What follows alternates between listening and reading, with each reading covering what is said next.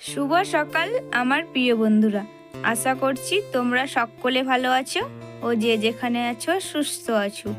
আবার আমি নতুন ব্লগ নিয়ে চলে এসেছি, আশা করছি তোমাদের সকলকে ভালো লাগবে। আর এখন বাজে সকাল 6টা, আর মা তো আগে উঠে গেছিল, দিয়ে মারুলি দিয়ে দিয়েছে, আর আমি ঘরগুলো বারান্দাগুলো ঝাড় দিয়ে দিচ্ছি। আমার তো ঘর বারান্দাগুলো তো সব ঝাড় দেওয়া হয়ে গেল, দিয়ে এবারে চলে এসেছি উঠোন ঝাড় দেবো বলে, দিয়ে উঠোনটা তো আমি ঝাড় দিয়ে দিচ্ছি। আর আজকে তো হচ্ছে মুঠি কাটা সংক্রান্তি, আর কিন্তু এই পুজোটো কারো কারো হয় বা কারো কারো হয় না, কারণ আমার বাবাদের তো নেই, তাই আমি জানতাম না কেমনভাবে মুঠি কাটে। আর তোমরা দেখতেই থাকো কেমনভাবে মুঠি কাটে, আর আমিও জেনে নেব সেটা। আর মুঠিটা তো কাটতে বাবা যাবে, আমাদের যেতে নেই, তাই বাবা আনবে, তখন তোমাদেরও দেখিয়ে দেব কেমনভাবে পুজোটা করে।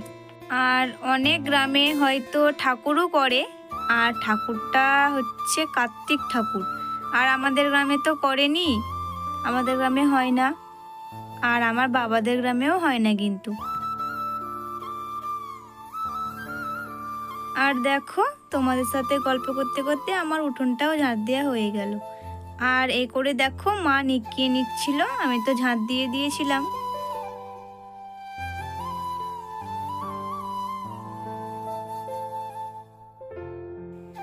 দিয়ে কলে তো জল দিয়ে দিয়েছিল, তাই আমি এবার বাসনগুলো ধুয়ে নিচ্ছি। বাসনটা ধোয়া হয়ে গেলে পরে স্নান করে নেব, কিন্তু মাথাটা ধোবো না, কারণ বাবা আজকে পুজো করবে বলে। দিয়ে আমি দেখো আমার তো স্নান করা হয়ে গিয়েছিল, দিয়ে বাবাকে সব ঠিকঠাক করে দিচ্ছিলাম, মানে বাসনগুলো ভালো করে মেজে নিচ্ছিলাম। বাসনগুলো তো কবে থেকে মাজা হয় না, সেই কবে মা মেজেছিল, মারও এখন টাইম পাচ্ছে না, ধান কাটতে চলে যাচ্ছে বলে, দিয়ে বাসনগুলো তো মাজা হয় না, তাই কালো হয়ে গেছে, তাই আমি এবার ভালো করে বাসনগুলো মেজে নিচ্ছি। আর এখানে হাঁসের বাচ্চাগুলো মনে করছে আমি ওদের খেতে দিচ্ছি, তাই জন্যে বারে বারে দেখো আমার কাছে চলে আসছে খাবারের জন্যে, আর আমি এখানে কী বা দেবো।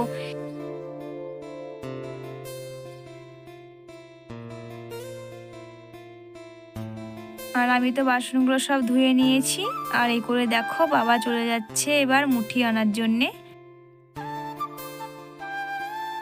এই করে তো চলে এসেছে বাবা মুঠি নিয়ে, আর দেখো মা পা ধুয়ে দিচ্ছে। আর এই মুঠিটা আনার সময় কিন্তু কথা বলা যাবে না। দিয়ে ঘরের ভেতরে নিয়ে চলে যাচ্ছে, দিয়ে পিঠাটার উপরে রেখে দেবে, দিয়ে পুজো করবে। আর আমি এই করে তো ভাত বসিয়ে দিয়েছি, কারণ ও আজকে খেতে আসবো বলেছিল তো, তাই জন্যে ভাত বসিয়ে দিয়েছিলাম তাড়াতাড়ি। আর ওইদিকে তো দিদি ভাত রান্না করছিল, আমার তো ওইদিকে ভাত হচ্ছিল, দিয়ে আমি এবার উঠোনটা ঝাড় দিয়ে দিচ্ছি। আর আমাদের উঠোনটা যে কবার ঝাড় দিতে হয় কি বলবো, আর দিনে 3বার করে ঝাড় দিতে হয়।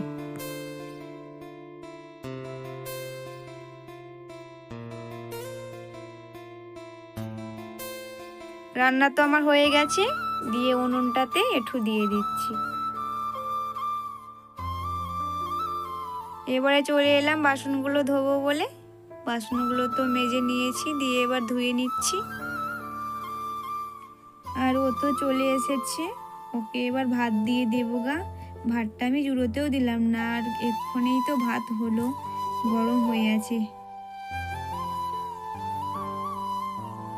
ঠিক আছে বন্ধুরা, আজকের ব্লগটা এখানেই শেষ করলাম, আশা করছি তোমাদের ভালো লাগবে। আর ভালো যদি লাগে তাহলে একটা লাইক ও সাবস্ক্রাইব করে দিও, আর পরের ব্লগে আবার দেখা হবে।